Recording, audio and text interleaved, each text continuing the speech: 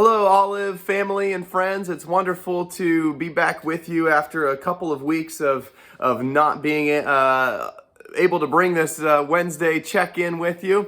But it's great to be back. I hope you all had wonderful holidays and maybe being able to connect with family and friends, if not in person, at least through the wonderful gift of technology that we have these days.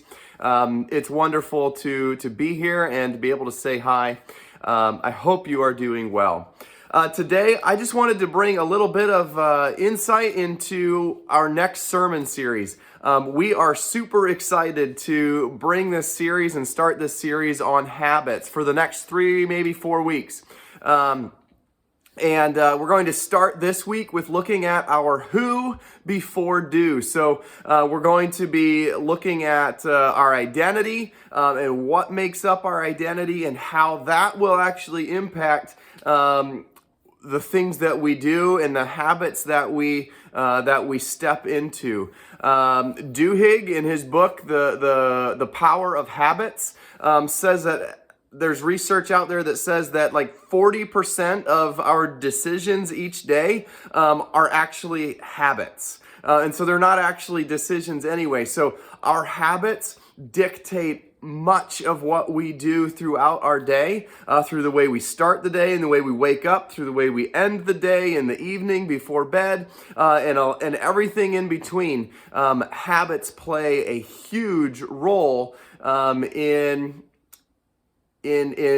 taking our steps through life. So we're going to look also at our series is called Habits, Small Disciplines, Big Results. So if you think like a ship or an airliner, if it's on a course and it makes a 1-degree shift, right here, it's not a huge space, but you project out 100 miles and it's going to put them at a very different place than if they stayed on the same course. And the same is true for our lives.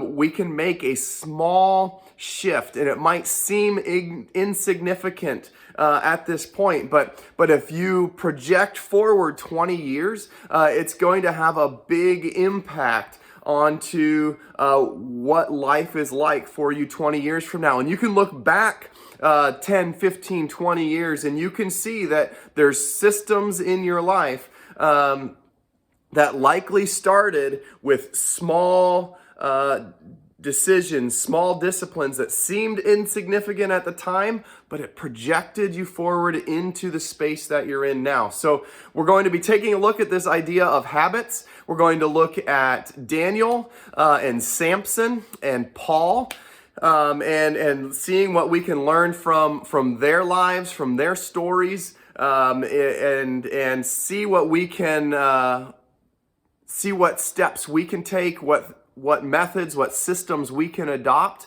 that might help project us and propel us forward to jump into godly disciplines, godly habits that just project our life forward in a way that will lead us to a way of being used by God in ways that we can never dream right now, and we won't know until 20 years down the road or so.